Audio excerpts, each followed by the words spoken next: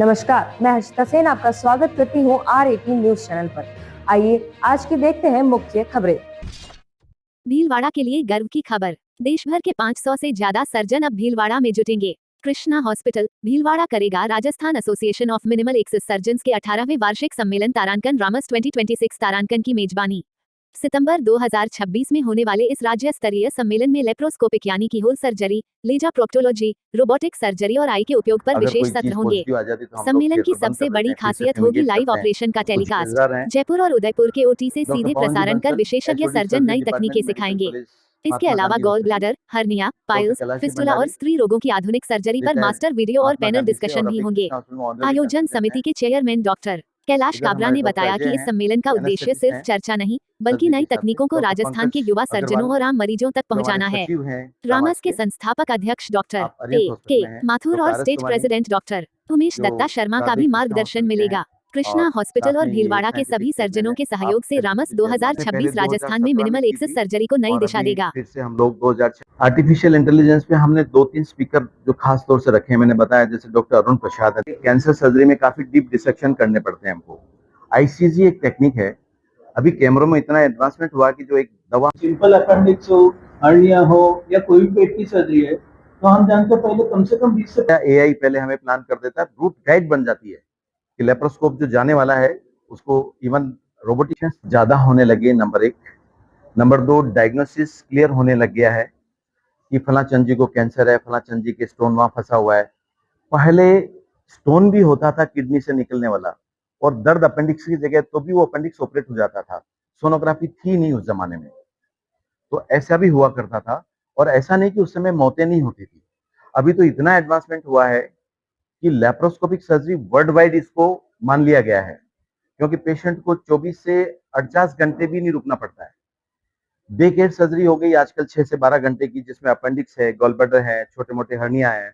इनको सुबह से शाम में छुट्टी कर दी जाती है और दूसरे दिन ऑफिस में बैठ जाते हैं लोग, तो उनका वर्किंग नहीं अफेक्ट हो रहा है। इससे पेशेंट को दर्द बहुत कम होता है क्योंकि अंदर हैंडलिंग ज्यादा नहीं होती है। लैप्रोस्कोपिक सर्जरी में आपको हाथों को इतना इतना हिलाने की जरूरत नहीं है जो आप खोल के करते हैं। इतने इतने बड़े पेट कट जाते हैं, लोग 3-3 महीने इंतजार करते हैं, पलंग पे घर पे रहते हैं, उनकी बोन्स कमजोर हो जाती है, उनके स्टोन बनने लग जाते हैं, बहुत सारे कॉम्प्लिकेशंस हो जाते हैं, बेड सोर्स हो जाते हैं। अब लेप्रोस्कोपिक सर्जरी से पेशेंट जल्दी मोबिलाइज होता है, अपने काम पे चला जाता है, फाइनेंशियल लॉस नहीं होता है, फैमिली परेशान नहीं होती है। एक आदमी के कारण 5 आदमी पहले हम लोग वहीं बैठ जाते थे, काम बंद कर देते थे, वो बंद हो गया बिल्कुल। जब 24 घंटे में आना है तो कोई मुश्किल ही नहीं है। 6 घंटे में बाहर आते हैं तो साहब उनको हम लोग जूस पिला देते हैं, नारियल पानी पिला देते हैं। पहले कहाँ 2-2 दिन तक कुछ दिया जाता था। और ये हंगामे या जिसकी आपने बात करी वो इसमें नहीं है।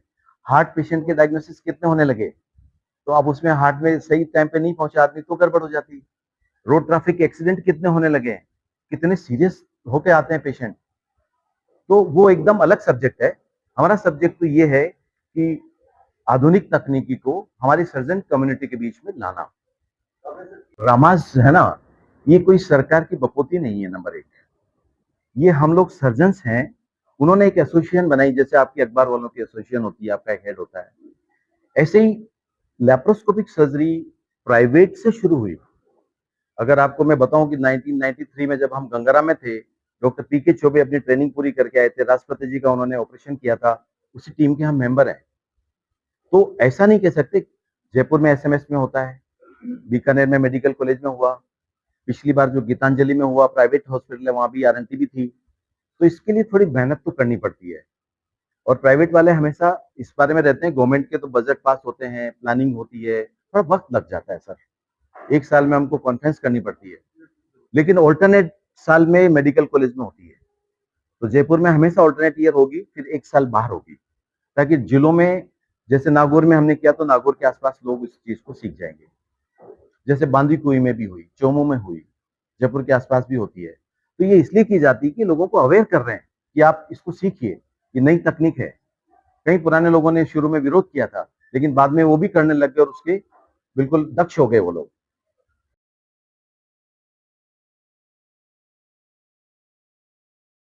रामास 2026 यानी कि 2026 की कॉन्फ्रेंस, स्टेट लेवल की 18th कॉन्फ्रेंस भीलवाड़ा में होने जा रही है, जो 5 और 6 सितंबर को होंगी।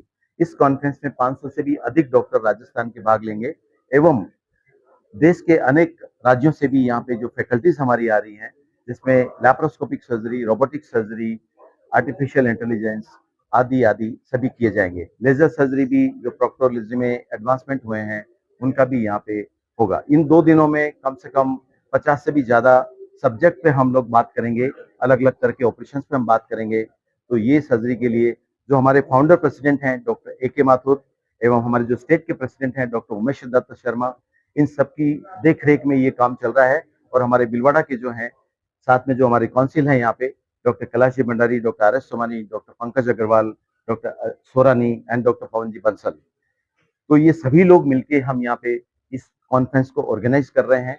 और इसमें साइंटिफिक प्रोग्राम कैसे होंगे डॉक्टर सोमानी उसको देख रहे हैं, एग्जीक्यूशन कैसे होंगे डॉक्टर कैलाश जी भंडारी देख रहे हैं, और मैं और डॉक्टर बंसल चेयरमैनशिप करके और उसको फाइनल शेप दे रहे हैं कि क्या चीज हो सकती है।